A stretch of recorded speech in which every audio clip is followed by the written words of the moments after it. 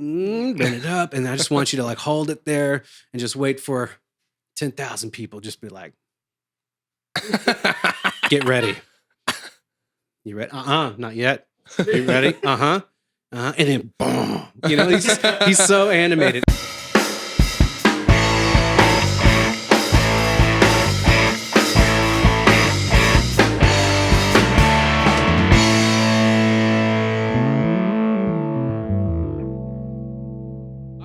Hello, people of the world. Welcome back to another episode of Sam Sessions. We're here back here in the acoustic A room of South Austin Music. It's a special day, as always. To my right, I got Kenny Hada here with me.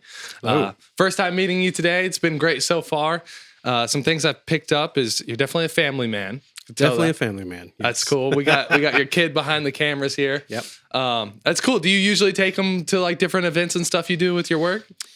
As long as it's an all ages environment, yeah. You know, I've taken him to some bars, to some clubs, and he usually starts dancing on the tables, not because he's intoxicated, but just because he feels the power and the passion of music. You know. Oh, that's incredible. So, that's so good. I love hearing he's that. usually stuck to the stage, just staring at the drummer. He's a drummer, so he's just like enamored with anything and everything drums. So. Yeah, of course. Have you already had like any special visions of like one day him playing drums and like you're both on stage, you're playing guitar, doing the whole thing? You know, it's funny you say that because I actually haven't, but my wife is constantly saying, you know, oh, maybe you guys can jam together. And it's like, well, yeah, of course we could. Why didn't I even think of that? It hasn't even been a thought yet. Yeah, I could see it. I can see y'all both on stage one day. It's going to be a cool day. I hope I'm there. For sure. Yeah.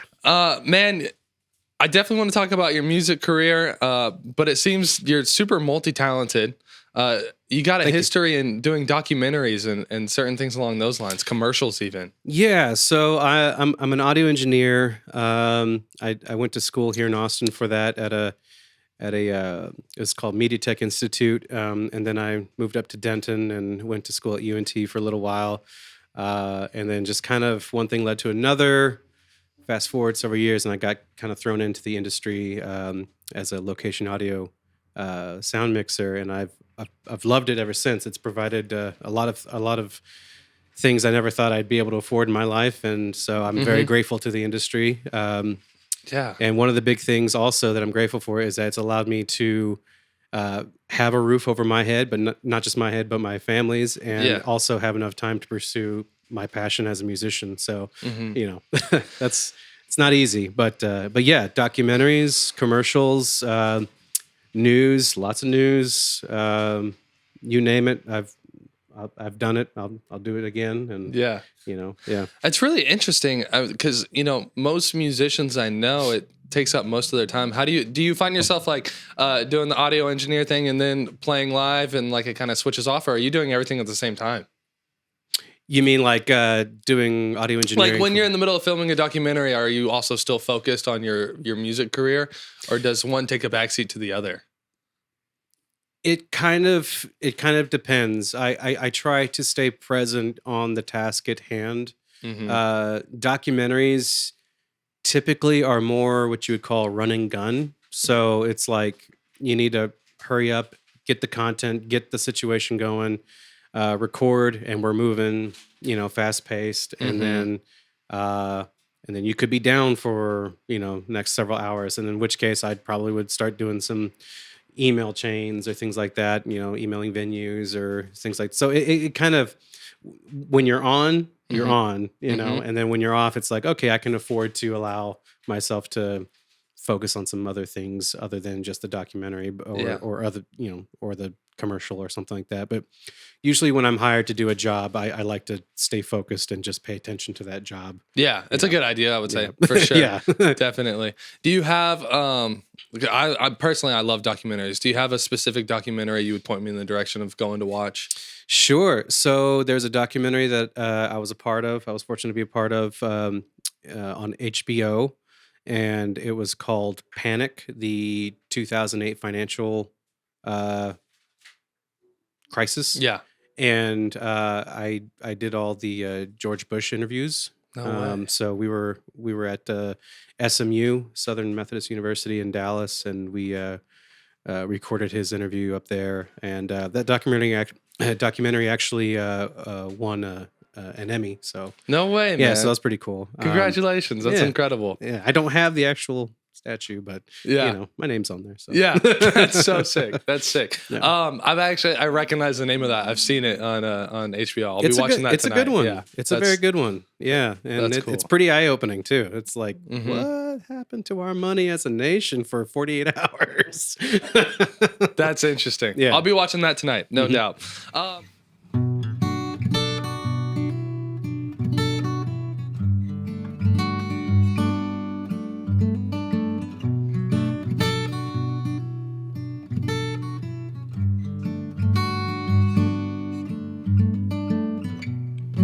Never would I ever think holding you could taste so sweet. A cinnamon and sugar dream twisting between the sheets. Never would I believe a man like me could be free, swimming deeper in your eyes, sweetly sinking to those feelings so good, too good,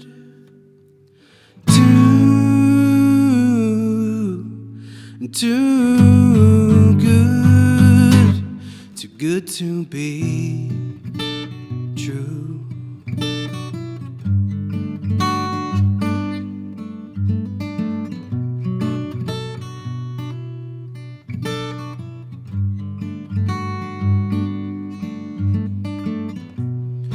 Knew you had a good thing, a new year with a new ring, and swore that we would never part till a tear grew inside your heart, like the sheets we twisted in.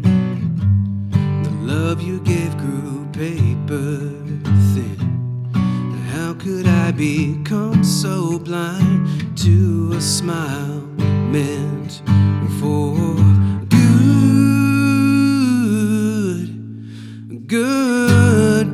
goodbyes?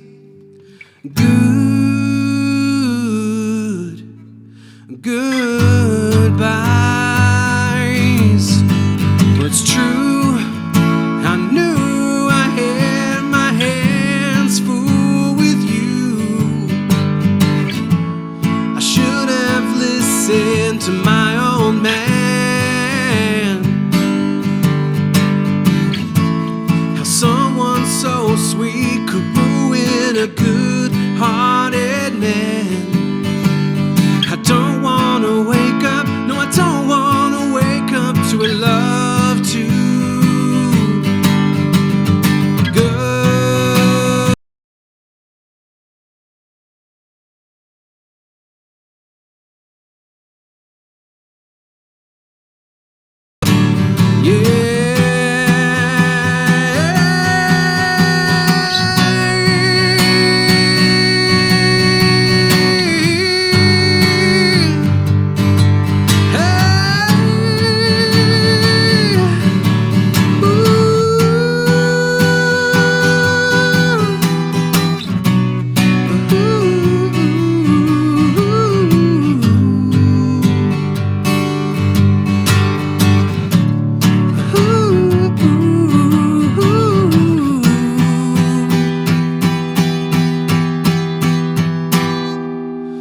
Too good to be true.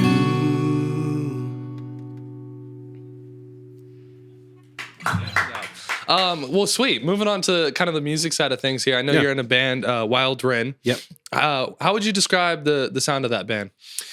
Aggressively sophisticated, beautifully raw. Fuck yeah. Fuck yeah. That's so cool. That's so cool. Was that off the cuff, or have you described it that way before? I've used the word sophisticated before, but that seemed too Yeah. too hoity-toity. Right. But then on our last record, when we were known previously as Kenny Hada and the Others, I Right. know, don't judge me by the name, but I didn't really choose that name, but I did. Yeah. So Well, let's get into it real quick. What was the idea behind the name change? Well, so somebody. The idea behind the name change was twofold. The origin story of the idea was I had always kind of never really liked Kenny Hada and the others. A lot of people mispronounce my last name, which is fine. I'm very used to it. But it just didn't. Every time somebody would ask us like, "Hey, what's your band name?" The follow-up question to our answer would be, "Oh, what?" And it's just like that wasn't really a good marketing thing. Yeah. If someone's like, "Hey, what's your band name?" "Oh, what?" Then you're not going to remember us. Yeah. "Oh, I remember that band. They really kicked ass on stage, or they played really well, or man, that bass player was so sick. He was part of this band called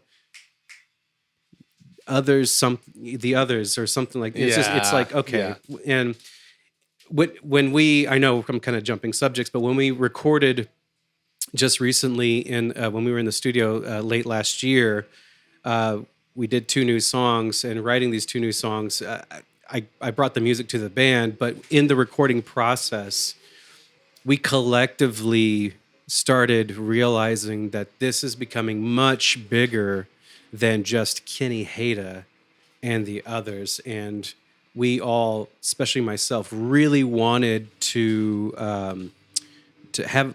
take more ownership, have more pride of ownership in the music that we were collectively creating. Yeah. And so the name, my wife and I have this tradition where we'll get tattoos every anniversary. No way. Yeah, so I have this one. I drew this in the desert one time and came back, and we did that for our last anniversary. And That's incredible. but she just asked me randomly, said, "What would you think your next tattoo would be, or whatever?" And I always I want.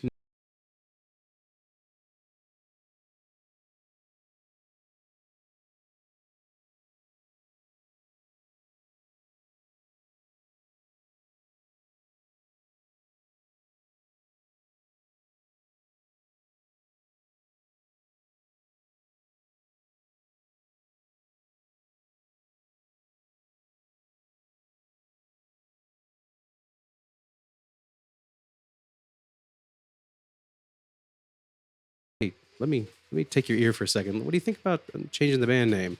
Yes. Yeah. What do you think about Wild Ren? Yes. It's like, okay, let's do that. Let's do that. That sounds great. Nice and easy. So it's the kid. It's both you have 2 kids. It's their middle names. I have 2 kids, 2 boys, and middle names are Wilder and Ren. Yeah. That's awesome. So yeah, That's super cool, man. Yeah, that's a great origin for a band name. And it is memorable because it just kind of rolls off the tongue. I like it. Absolutely. Do you have a personal favorite song, or whether it's a favorite song to perform live or a favorite song as far as the origin behind it goes? 2 songs come to mind to answer that question. Performing live, I would say one of our favorite songs to perform live would be "Love in a Storm." That's usually our finisher, our closer for a set. Yeah. Just because I like to go a little unhinged performance wise. That's where we get a little more rock and roll and stuff like that. But one that I like performing as that has a little bit more depth of feeling, a little bit more meaning, is definitely "Hollow Swallow." That's one song that I realized I needed to start taking songwriting seriously. And I had originally begun the process of writing that song back in 2013. And it took me a good 3 years before I was able to say, okay, this song is finished, lyrically and musically. Wow. Yeah, it was a long process, simply because I was just feeling out songwriting. Okay. There was a whole different science to writing a song I think than just being a player, and those are 2 different disciplines. And I started watching some people that I looked up to, like John Mayer, who can play very well, but he's also a great songwriter. Right. Not a lot of people like him for certain reasons. That's okay. I can respect that. But it's undeniable that the man can write a hook. He can write a song. Yeah. And if I ask you to name a song, you can name a song, whether you like it or absolutely hate it. you know? Right. So that to me is a sign of a good songwriter.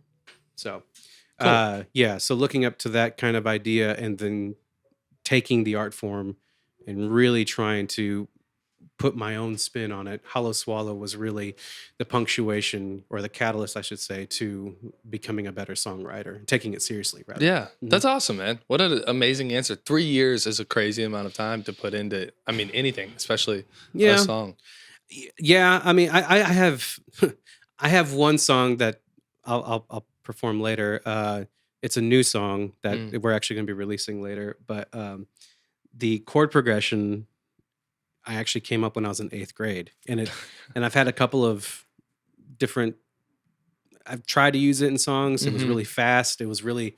I wanted it to sound really Red Hot Chili Peppers based. Mhm. Doesn't sound like that anymore. Yeah. Completely different. Chord progression still works, but it's slowed down. It's different, different key, and I think it works a lot better. It's more personal as well. Yeah. Lyrically, and it's just yeah. I mean, that one you could say that I've taken I don't know how many years that is Well, from it's- 8th grade. It's cool though, because it's like it's Yeah. morphed with you through the years. For sure. Or I've just paid attention to something that wasn't working in the past from a long time ago to Yeah. okay, I think I can make this work now, Yeah, that's nice. It's like grown up with you at this point. I think so. I'm looking forward to hearing that one. Yeah.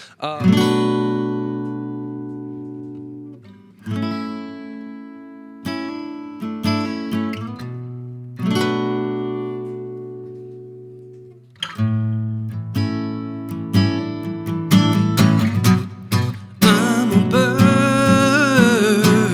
waiting for my wind to carry me on from my wayward friends. The sun is old, rays of light cast overhead, a cage of hope set in all my dreams.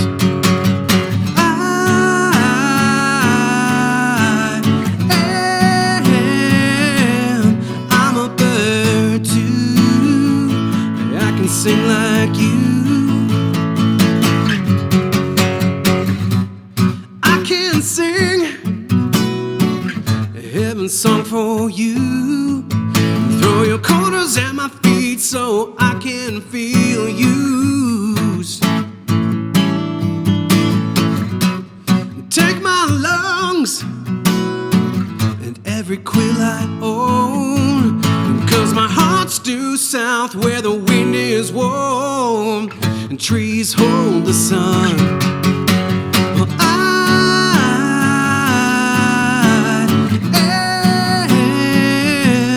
I'm a bird too, and I can sing like you. Oh,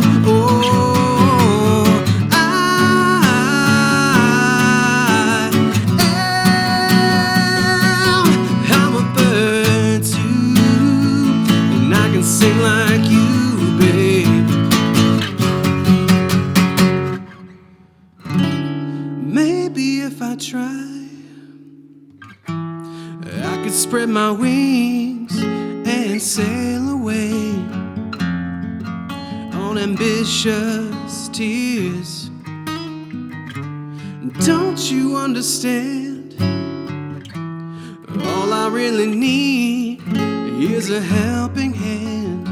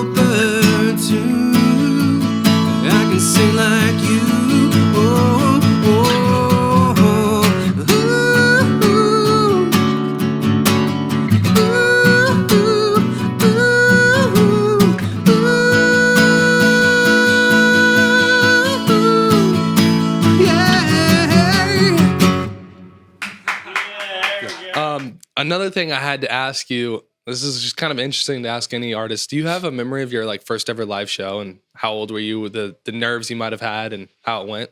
First show I had with a group of friends. We were in a band. Terrible name. It was called Saccharine Illusion. It was an 8th grade show, 8th grade formal, and we played 3 Incubus songs. we played Drive, we played Pardon Me, and we played Privilege. Nice. So basically only songs from Make Yourself. That's crazy. Yeah, it was. Were you nervous before this one? Oh God, yes. Are you kidding me? Yeah. So do you still get nervous, or is that kind of like worn off a bit? No, I do get nervous. I tend to control the nerves a little differently now. Mm-hmm. I don't get as nervous as I did when I started getting back into the industry, right? As a player, as a performer, and as an artist. Especially when I moved down to Austin, I was very nervous starting out, to the point where I didn't even want to face the crowd sometimes. Yeah. But now the nerves are a little bit different, and I kind of take a page out of Ginger Baker's book, where he just starts cursing at the gig and putting it down. I was like, it's just another bloody gig.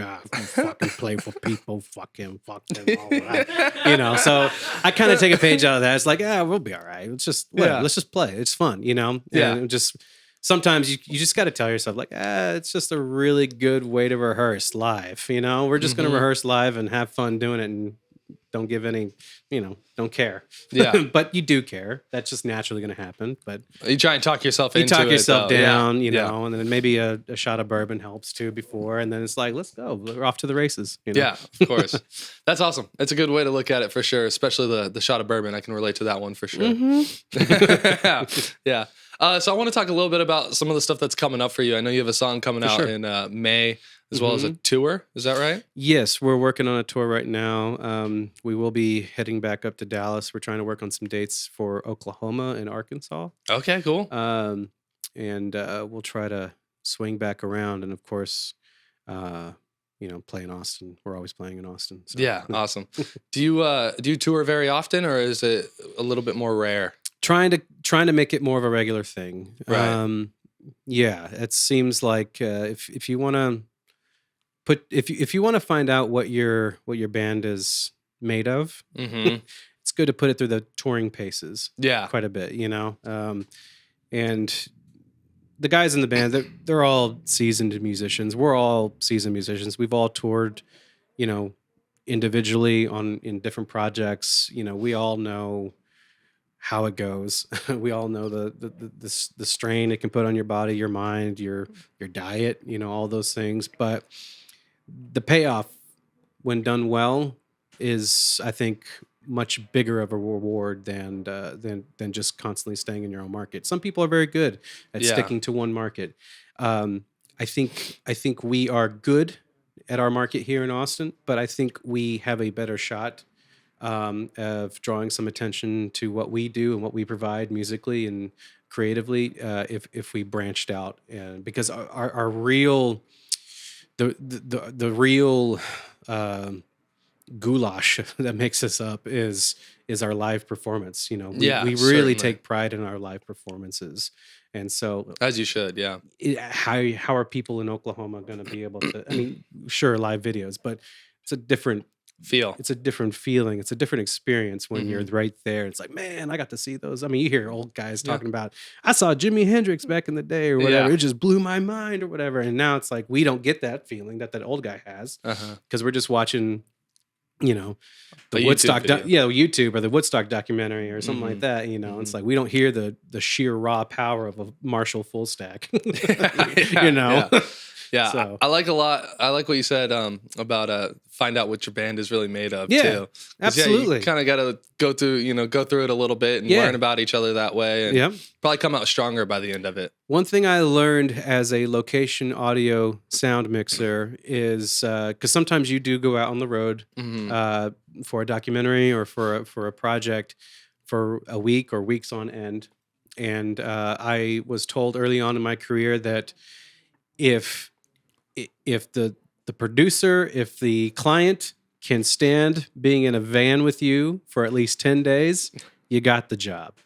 So Nice. if you can stand your drummer for 10 days in a van, Yeah. Yeah. sorry, Rhett.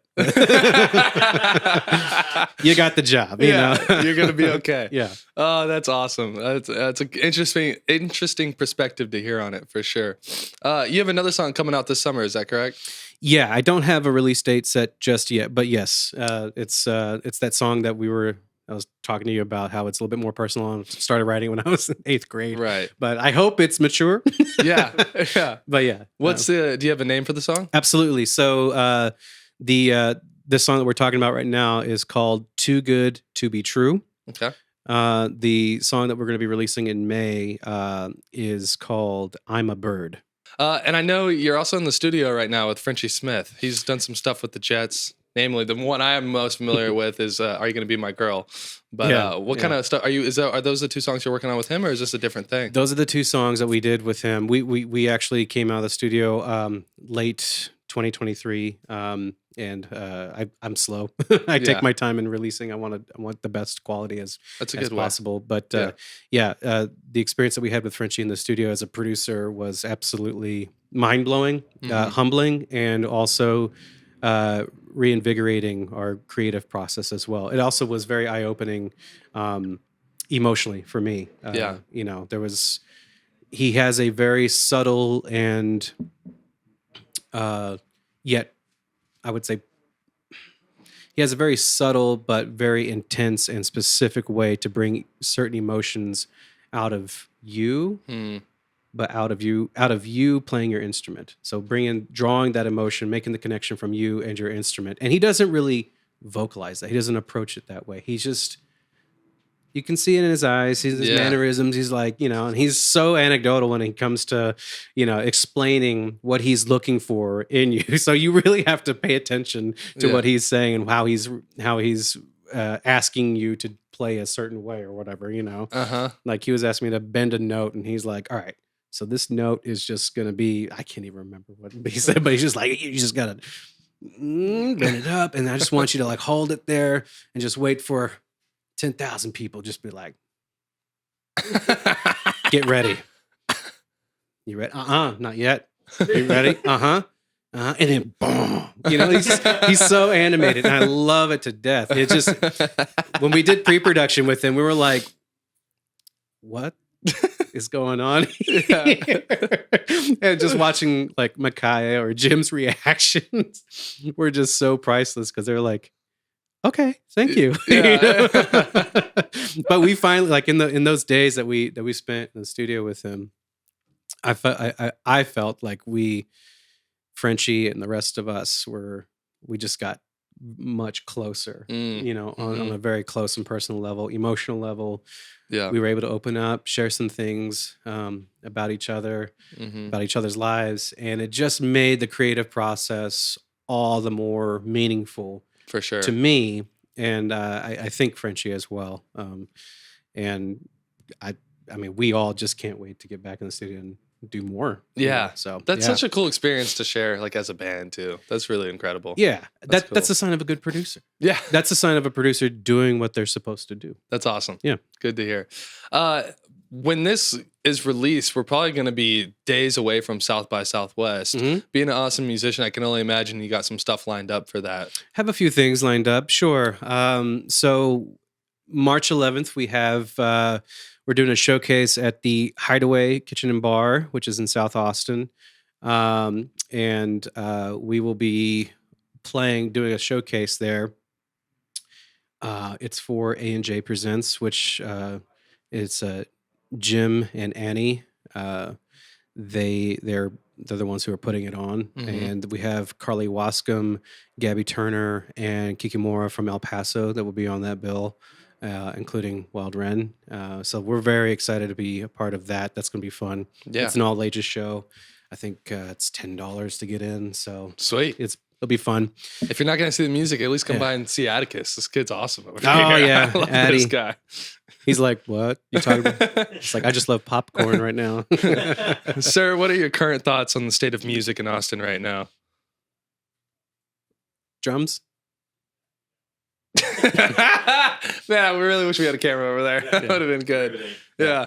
And then we have Frenchie has a showcase that he puts on apparently every year at Warehouse Taco Bar. Okay. And so we'll be doing a short but sweet 20-minute set there at Warehouse. I believe we're playing at 2:30 p.m. And I don't know if there's a cover for that or not. I don't want to speak out of turn and say that it's free. But if you just walk down South Congress and you hear some sweet music, it's probably coming from Warehouse, and it's probably Frenchie's bands. So sounds good. yeah, sounds for sure. good. Well, looking forward to all that stuff, Kenny. I'm excited for your future, and it was really great to meet you today, Thank man. It's a pleasure having you here. Thanks for doing it for us. Man. Awesome. Absolutely. Thanks, Kenny. Thank you. Sweet. Been a while. Yeah, been a while.